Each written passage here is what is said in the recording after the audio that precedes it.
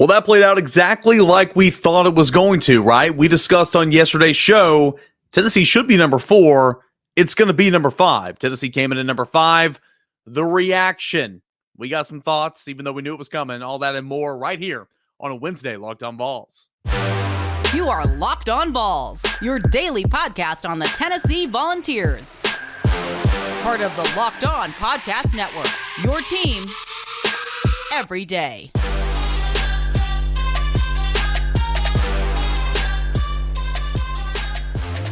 What is up, everybody? Welcome into it. This is your Wednesday edition of Locked On Vols, and I'm your host, Eric Kane. So glad to have you guys. If you're new to the show, welcome to it. Thanks so much for hanging out with me here today. And this episode is brought to you in part by Sling TV.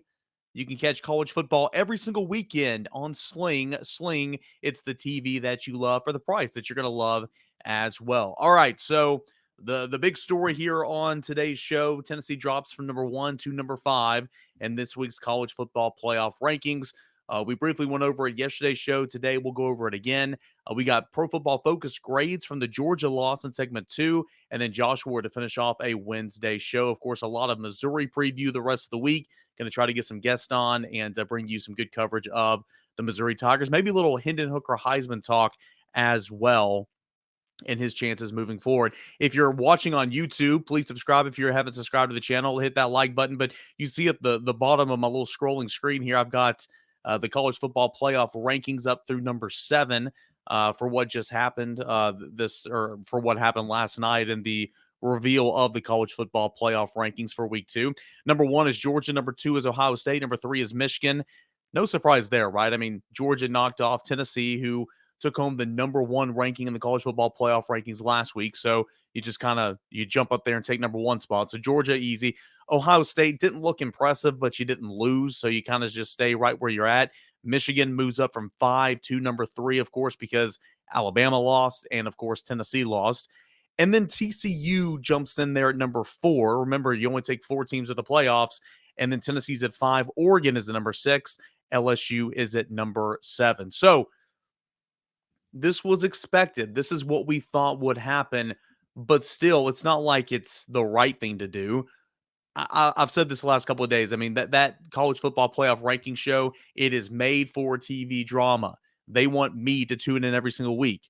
Guess what? I tuned in this week. Guess what I'm going to do next week? I'm going to tune in next week. So are you, right? I mean, if you're a big Tennessee football fan, and in fact, I mean, let's be honest here, in years past, I mean, there's been no reason for us to tune in and watch that show. I mean, I've tuned in a couple of times and watched it, but the team I cover, the team I'm invested in is nowhere near those rankings. So, but it's made for TV drama. And College Game Day, it's got TCU undefeated at Texas in Austin this weekend. It is promoting its own product. And again, I'm not trying to slight TCU. It's having a really, really good year. Sonny Dykes is doing a really, really good job with that program. He was on the college football playoff, reveal show last night as well. And I mean, TCU, it's undefeated on the season. It's 9-0. It's got the 11th best offensive efficiency rating in the country. It's got the 37th rated defensive efficiency rating in the country. But more so than anything, even though it has a 68th ranked strength of schedule, it's 4-0 against ranked football teams this season. Tennessee, of course, is 5-1. TCU's 4-0. Is the closest that anyone's ever come into Tennessee right now at the time of those meetings. Tennessee deserves to be at number 4, right? But TCU has got some incredible challenges the remaining 3 games of the schedule. It's got Iowa State coming up in a little bit. It's at Texas this weekend. There's a very real chance that TCU is going to lose, and it's going to play out. It's going to take care of itself. Or even if it goes to the Big 12 championship game and loses then, it could potentially take care of itself then as well. So, again, if this was week 4, 5, or 6, there'd be some issues here because Tennessee absolutely deserves to be in that number 4 spot. Tennessee, I mean, again, you see any wood, you can and knock on it. Tennessee's not losing these next 3 weeks. Tennessee's not dropping a home game to Missouri. Tennessee's not losing on the road at South Carolina, and Tennessee is not losing on the road at Vanderbilt. That's just not going to happen. So Tennessee's going to take care of itself and finish 11-1. I don't believe TCU is going to do the same. One other stat I'll throw at you, just here for the sake of it. This is from Brett McMurphy. He compiled this last night after the college football playoff rankings. Excuse me, guys. I'm still a little under the weather. records versus current college football playoff top 25 teams. So records versus current college football playoff top 25 teams. Okay, so we always say Tennessee's 5-1. Tennessee's 5-1 against ranked teams. And everybody's like, oh, yeah, that win over Florida doesn't count. That win over Pittsburgh doesn't count. Well, look at this. Records against current college football playoff top 25 teams. Georgia 2-0, Ohio State 2-0, Michigan 1-0, TCU 1-0. I'm going to skip Tennessee for dramatic effect. Oregon 1-1, LSU 2-2, USC 0-1, Bama 1-2, Clemson 2-1, Ole Miss 1-1, UCLA 2-1, Utah 1-1. Let's go back to that 5 spot. Tennessee 3-1, easily the best record against current top 25 opponents according to the college football playoff rankings. Tennessee's strength of schedule is significantly better than that of TCU. Tennessee's strength of schedule is at number 2 in the country. It has 1 loss. It was to the number 1 ranked team in the country in the Georgia Bulldogs. TCU is undefeated. I recognize that, but its strength of schedule is nearly 70th. Give TCU its due. It's the only one that has a resume that can come anywhere close to Tennessee in a lot of different areas. I know LSU jumped up there with that strength of schedule, of course. Georgia's strength of schedule took a mighty jump once it finally played Tennessee. So I get it in that regard. But I think this is made for TV. I think this is made for the drama, and it's going to get all of us tuned in again next week. So here's the issue, though. The issue with doing this. And each committee member's got to sit there and have an honest conversation with themselves. You know, we talk about resume all the time. Tennessee has the best resume in the country, right? Right. Well, are you voting on resume or are you voting on the best 4 teams in the country? Okay. Luckily for Tennessee, and if you dispute this, I mean, everybody's entitled to their own opinion, but I'd ask for you to please show your homework, right? I think Tennessee has not only got the best resume in the country, but it is also one of the top 4 teams in the country. Of course, Tennessee lost by 2 touchdowns to Georgia. Let's be real. It felt like much more than that. The final score, I know this is a Tennessee Volunteers podcast, but the final score was not indicative of the game itself. I mean, you know, Tennessee didn't score a touchdown to the 4th quarter. Tennessee got waxed. Hey, take your beating and move on. But it was against Georgia. Now, you didn't lose 50-3 or 49-3 like Georgia did Oregon way back in week 1. Okay. I mean, Reese Davis tried to compare those 2 losses, and I couldn't disagree more. That was a loss in week 1 with a new coach and a new quarterback. I recognize that, but it was still 49-3 or whatever it was. Tennessee lost in week 8 by 2 touchdowns, and that still stands what the final score says, right? So it just kind of is what it is in that regard. But for Tennessee, you are one of the best 4 teams in the country, and you do have one of the best resumes. So what if TCU does run the table? What if TCU doesn't lose? I mean, seriously. TCU's resume last week wasn't better than that of Alabama's, according to the college football playoff rankings. What makes it better than Tennessee's this week? Seriously. TCU was behind Alabama last week. Alabama had 1 loss on the season. It was to Tennessee. What makes TCU's resume better than Tennessee's this week? It's for the drama, guys. That's all it's for. It's for the TV ratings. But here's where it could get Tennessee in a bind right here. And again, so many other things are going to play out. It's not going to matter. But what if TCU wins out? You can't take them out of the top 4 when you put them in, right? I mean, you are in there until you lose. So again, it's going to take care of itself. Michigan, Ohio State are going to play, of course. There's going to be, Big Ten championships. There's going to be SEC championships. I've mentioned the tough schedule for TCU the rest of the way. It will work itself out. Tennessee's not in a bad spot. Tennessee's at number 5, just on the outside looking in. Tennessee's got very easy, winnable games the rest of the way. They're going to need some help, but that help will be coming. It'll be very attainable, in my opinion. So that's kind of how I look at it. Again, nothing's changed from yesterday's show. I said it. I'm not right most of the times, but I'm gonna take a lap here. I said it. I was dead set coming back from Athens on Saturday saying Tennessee would be 4-4-4. The more I sat back and thought about it, reevaluated some things, I'm like, I bet Tennessee will be 5th. They'll slide TCU in there, give them their due, because again, they've earned. I don't think they've earned number 4, but they've earned a lot of respect, and they've earned the right to be up there in the conversation because again, you are undefeated and you've beaten 4 ranked teams. But it'll take care of itself. It will take care of itself in my opinion. All right, so we got plenty more left here on this Wednesday edition of Locked On Vols. We got PFF grades coming up here in just a second. We got Josh Heupel coming up in segment number 3. All that and more coming up right here on Locked On Vols. But I want to tell you about a proud sponsor of today's episode, and that's SimpliSafe. Okay, did you know that over the holidays, property crimes like I can never say that word, burglaries and the package theft spiked nationally? That's why our friends over at SimpliSafe Home Security, they're offering 50% off their award-winning security technology so that more families can feel safe and secure this holiday season. Order your SimpliSafe system for half off today and enjoy advanced security and greater peace of mind this holiday season. All right, so SimpliSafe, it was named after the best home security system of 2022. Let me try that again. SimpliSafe was named the best home security system of 2022 by U.S. News and World Report for a third year in a row. You got to be doing something out right. You got to be doing something right. Don't miss your chance to save big on the only security system that I recommend. You can get 50% off any new SimpliSafe systems at simplisafe.com/URL today. This is their biggest discount of the year, so don't wait. That's simplisafe.com/lockedoncollege. Simplisafe.com/lockedoncollege. There's no safe like SimpliSafe. All right, guys, welcome back into your Wednesday show right here on Locked On Balls. I'm your host, Eric Kane. And, it's PFF Wednesday. We always get into those pro football focused grades, the snap counts, all that good stuff. Used to spend a couple of segments on it.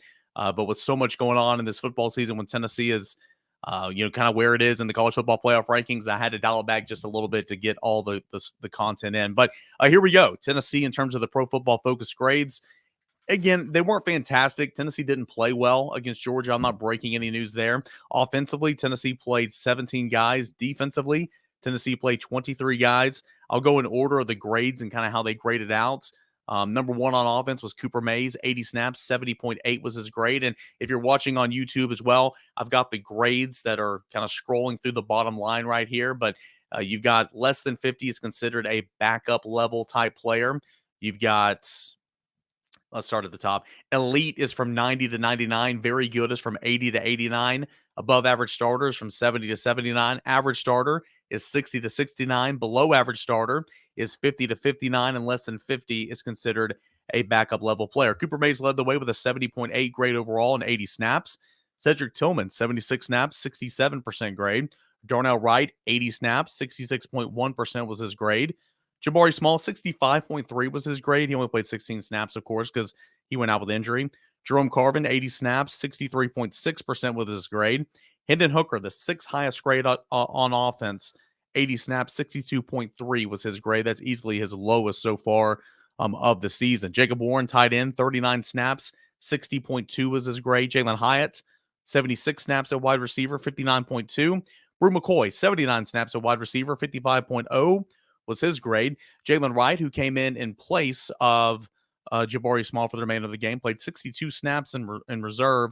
50.3 was his grade. And then we're getting down to some really, really bad grades, two of which are offensive linemen. All three guys hold responsibility of blocking as well, because I'll get to Princeton Fant. Javonte Spraggins played 80 snaps. 49.2% was his grade. Princeton Fant played 44 snaps. 42.4 was his grade. J.J. Crawford. Okay, so here's the thing. I like Pro Football Focus. I know it's not everybody's cup of tea. I always say, it's that time of the episode when I do PFF Wednesdays, it's something, it's not everything. This is a great example on why you can't take everything that Pro Football Focus says to heart. Gerald Mincey started the football game. Gerald Mincey played sparingly in the first half. And then it was J.J. Crawford a lot of the rest of the game. They don't even recognize Gerald Mincey on the stat sheet here, according to Pro Football Focus. Like, they've got J.J. Crawford right here playing 80 snaps. That's not accurate. Gerald Mincey played at least 20, if not more. So I'm not even going to say J.J. Crawford's grade because it's infused with Gerald Mincey's, and, it's just not accurate. So anyway, those are the scores on the offense side of the football. What about pass blocking? Well, Darnell Wright was the best pass blocker. It starts out okay, then it gets really bad, guys. Darnell Wright was the best pass blocker. 84.8% was his pass blocking grade. Jerome Carvin, 66.8 was his pass blocking grade. That's not bad. Cooper Mays, 56.2, which is not good, but it's better than these last two. Jeremiah Crawford, 29.1% was his pass blocking grade. And Javonte Spraggins, 8. 8.0 was his pass blocking grade in that football game. in real time and on review, I thought the interior was not very. I thought the left tackle spot was not good with J.J. Crawford and Joe Mincy.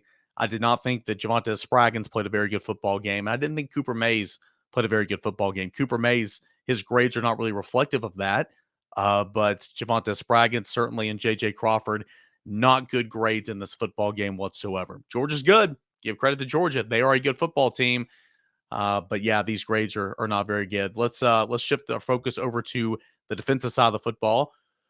Excuse me, I'll go in order here. Number one was Bryson Eason, who had the highest grade on defense. Defense played 23 guys, 20 snaps, 76.7 was his grade. Dominic Bailey, defensive lineman, 22 snaps, 66.7. Jeremy Banks, how about this? Jeremy Banks, pretty decent grade here. I thought linebackers played well in this game. Jeremy Banks, 46 snaps, 66.7% was his grade there. Trayvon Flowers, 59 snaps, 66.1. Latrell Bumpus, 23 snaps, 64.2%. Juwan Mitchell, 42 snaps, 63.0. Good grades there from the linebackers. You got Roman Harrison, 28 snaps at Leo, 61.9%. Aaron Beasley, 29 reps at linebacker, 58.9. A little lower than Jeremy Banks and Juwan Mitchell, but still not the worst we've seen this year. Tyler Barron, 26 snaps, 58.6 was his grade. You've got Joshua Josephs, 15 reps at Leo, 57.9% was his grade. Jalen McCullough, 55 snaps, 57.5. Amari Thomas, 32 snaps, 52.6. Danico Slaughter, 63 snaps, 51.8. Tamari McDonald, 55 snaps, 44.6. Brandon Turnage, 41 snaps, 48.4. Byron Young, 40 snaps, 45.2. Not a good game for Byron Young, according to Pro Football Focus. And then excuse me. Gosh, it's the worst part of the time of the year. It's cold, it's hot, it's cold, it's hot. Oh, and if you are in front of a camera and you talk on a microphone every day, it kills you. DJ Terry, 24 reps, 44.0 was his grade on the day. Not very good. And again, Tennessee gave up some big plays defensively. Tennessee was not good on third downs. Still, I thought it settled in pretty well. I think the rain helped a little bit. And I think Kirby Smart knew that he needed to milk the clock and run the football. And he did a lot of that in the second half. But still, guys, there's a couple big plays that just killed Tennessee early on. Let's go to coverages, shall we? Jeremy Banks targeted twice, gave up 1 reception, 9 yards. Trayvon Flowers targeted 3 times, gave up 2 receptions for 31 yards. Juwan Mitchell targeted once, gave up 1 catch for 18 yards. Jalen McCullough targeted once, gave up 1 reception for 49 yards. And, of course, that was the big-time wheel route from Kenny McIntosh out of the backfield. It was costly. Danico Slaughter, 6 targets, 5 receptions given up, 60 yards, and 2 touchdowns. Now, one of the touchdowns was on the double move. I mean, that was a bad play. The other touchdown that they're saying was off Danico Slaughter, and I agree it was the one of Jack Saint or whatever his name is in the back of the end zone whenever Stetson Bennett just made a really, really good throw over the leaping arm of Jalen McCullough and just tucks it down there in the back of the end zone. I mean, Slaughter was in man-to-man coverage, and he got by him. But, I mean, gosh, what a play, right? I mean, McCullough made it as difficult as he possibly could. But, again, they credit that on Danico Slaughter, which, again, was his guy. But that was just a good football play. Tamari McDonald targeted 4 times, 3 receptions, giving up 13 yards. And Brandon Turnage targeted 5 times, give up 3 receptions and 69 yards. 52 of those yards came off that hell of a catch from Arian Smith.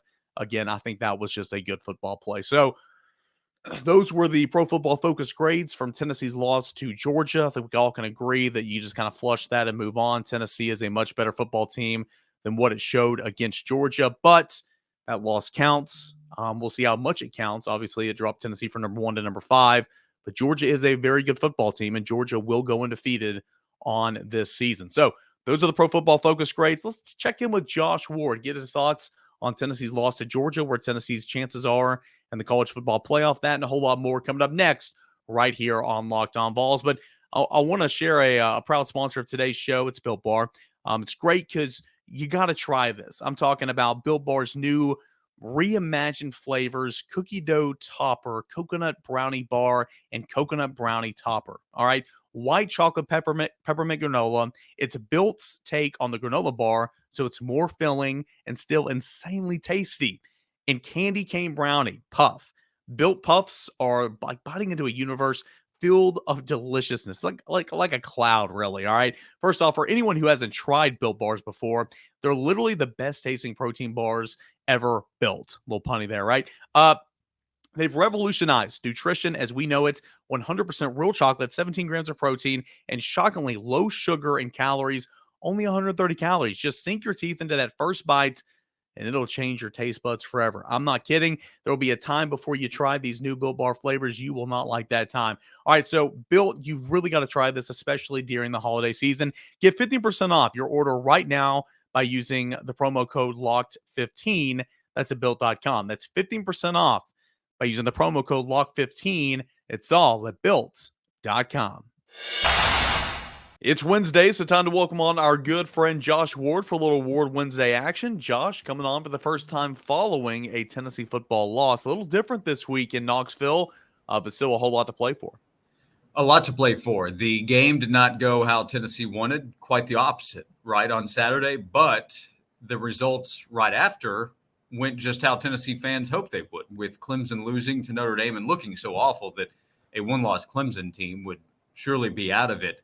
And then Bama going down. The fear was, what if Bama wins out, beats Georgia, and you have Alabama and Georgia take 2 spots in the playoff?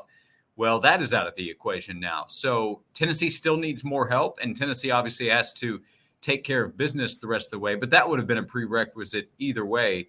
Coming out of the Georgia game, fans were understandably disappointed. But just a few hours later, I think the spirits were lifted, and I sensed some of that on Monday. Is Tennessee one of the best 4 teams in the country?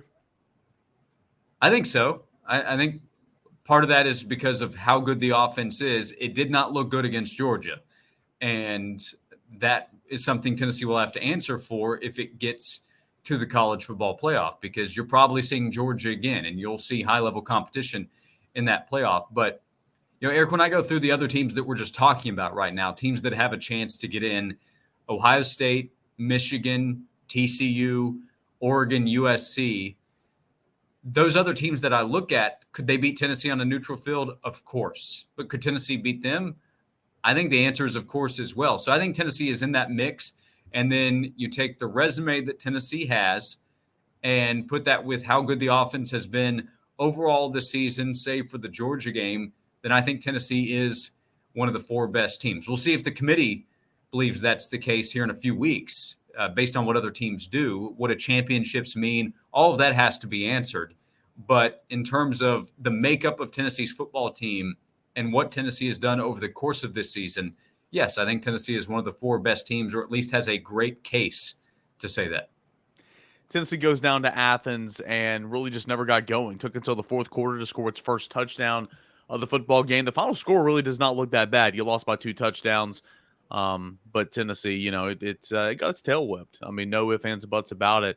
A biggest surprise from that football game, kind of broke it down in a number of different areas. I think the defense played okay, but gave up 3 big chunk plays, and it all counts in football. So, you don't erase those, right? Yeah. But what biggest surprise? What's kind of your big takeaways from that football game?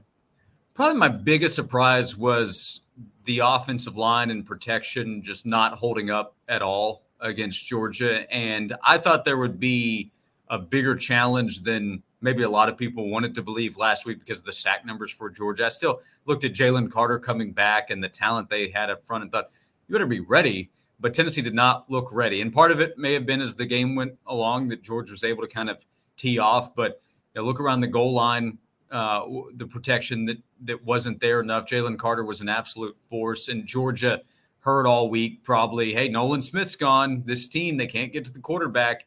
But I thought Tennessee would be better against that because of what we had seen against Alabama, which has a couple of elite pass rushers, and LSU. But they hadn't faced a player like Jalen Carter with what he is and how he's projected at the next level. And they didn't handle it well. False start penalties probably affected the offensive line as the game went along as well. I mean, we know that the crowd affected them, right?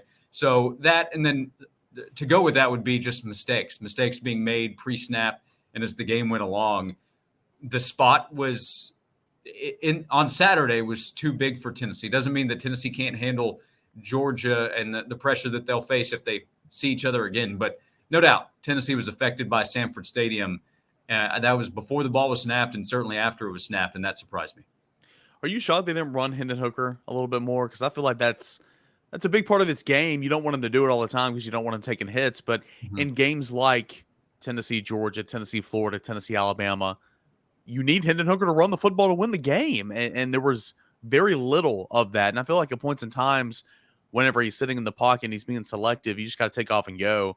I know that's not designed, but I felt like Hendon's running was a non-factor, obviously, but it needed to be a big factor just to maybe get that offense in some type of rhythm. Yeah, because running the ball in this offense is so important. There is no rhythm if there's no running game for Tennessee, unless you're playing such a weak opponent that you don't need it. But Georgia's not that. So, yeah, a little bit.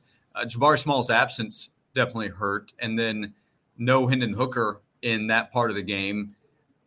We saw the effect on Tennessee's offense. And part of it may be you don't want him to take those hits as you're talking about because they can come a little bit different from Georgia. Also, the ball can come out maybe if he takes a hit from the wrong guy in the wrong spot and you have to protect the football. And when your quarterback's exposed, the ball potentially could be as well. Maybe that goes into it. But there's no doubt running the football is a must in this offense in those type games. The numbers back it up. What they want to do, shots they want to take down the field, play action opportunities are less likely to be there if there's no running game that Georgia or whichever opponent we're talking about has to trust. So if they see each other again or in a big game later this season, I would think that we see a little bit more Hendon because too often we've seen for the opposing team, hey, if you're trying to get a stop on that first down play and all of a sudden Hendon's able to pick up 3 yards, 5 yards, 7 yards, it just makes everything easier for Tennessee's offense.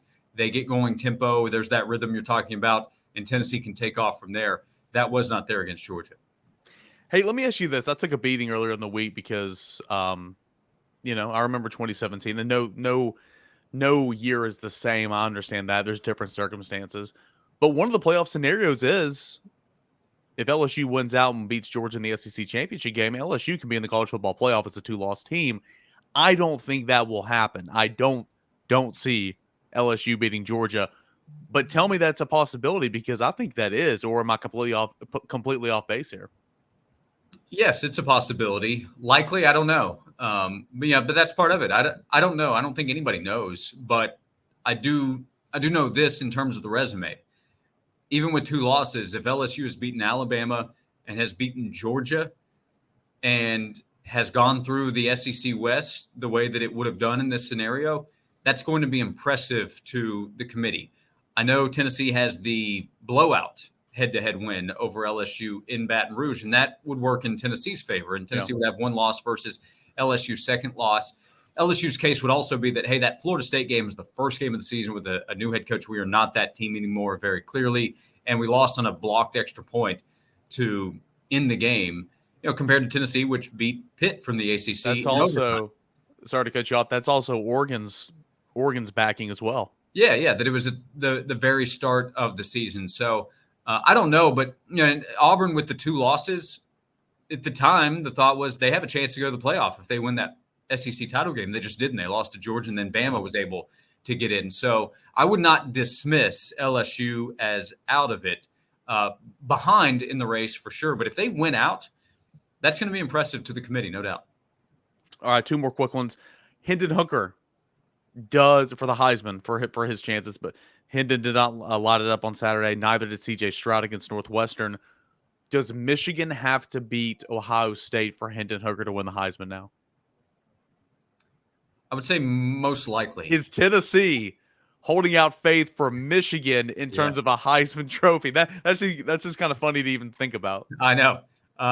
Everything can come full circle at some point. Yeah, exactly. Maybe. My personal opinion, by the way, Eric, is that this race should be more wide open than it appears to be in conversation. There are a lot of quarterbacks, some running backs too, but it's so difficult to even get them any kind of love in a Heisman conversation anymore. But where numbers are really impressive, and in some cases more impressive, you could argue, elsewhere. I think May at North Carolina is interesting. Bo Nix has become interesting for Oregon, right? And they're a playoff contender out there in the Pac-12.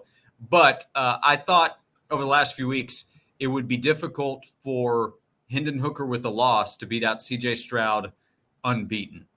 And I think that would probably prove to be true with where the odds are right now. And if Ohio State beats Michigan, it's likely that he has a good game and would get a ton of attention for that. If Michigan beats Ohio State and they both have one loss, I don't know. Maybe at that point it becomes more wide open. I thought this past weekend, Bryce Young had a chance to charge back up, but then Bama lost to LSU. So it's so driven by what the team result is. And then from there, you look at what the other players do. So if North Carolina wins out, if Oregon wins out, then it does become more interesting for May and for Nix. But right now, I still think it's Stroud versus Hendon and then others trying to play catch up. So, yes, if you want Hendon to win the award, obviously he has to finish strong from a statistical standpoint. The team needs to win out. But you might need Michigan to help save the day for the Heisman. So funny to even think about. Hey, shift gears here. Hoops as we are heading out the door. Tyreek Key, new kid on the block, Tennessee Tech. I don't know how many points they lost by 75, 42, 43, whatever it was.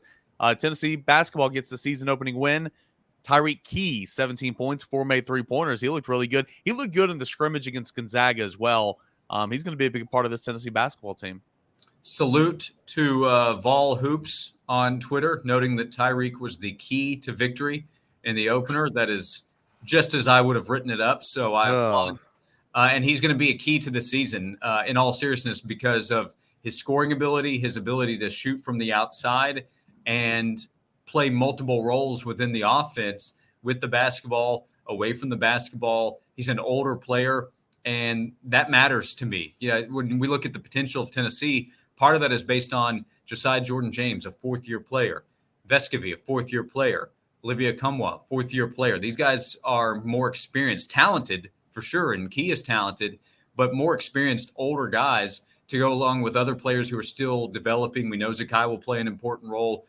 Jonas Adu is going to be important. Meshack, I think, is going to play an expanded role as this season goes along. The minutes probably back that up. But bringing in Key was really important to replace Kennedy Chandler. They're not the same players. I'm not saying that. But they needed a guy who could play with the basketball or off the basketball. Remember, Kennedy would play off the ball a good amount last year. So picking him up and adding more shooting to the offense, I think was really important. And Key is a player that Tennessee fans, I think, are going to enjoy watching this year. Kind of, looks like an old school guy out there. And he probably arrived with a bit of a chip on his shoulder. He's gotten the opportunity now, but it took extra work for him to get it. And I think he wants to prove he belongs in the SEC.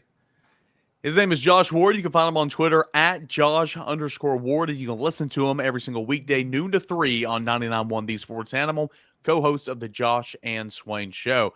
Josh, appreciate it, bud. We'll do it again next week. Always fun. Thanks, Eric. Thank you. Again, that is Josh Ward. And that's all the time we have here for a Wednesday edition of Locked On Vols. We talked with Josh Ward. We looked at the Pro Football Focus grades from the Georgia game. And, of course, we dissected Tennessee's spot in the second round of the college football playoff rankings. Coming up tomorrow, we got more Tennessee football conversation. How does Tennessee get back on the winning track against Missouri? We got some guests, all that and more to look forward to here on Locked On Vols. And as always, thank you for making Locked On Vols your first listen each and every day. Now check out Locked On Sports Today. Make that your second listen, the biggest sports of the day, biggest take of the day. You can listen on this app, YouTube, wherever you find your podcast. That is Locked On Sports Today. Guys, appreciate it. Same time, same place. We'll do it again tomorrow. This is Locked On Vols.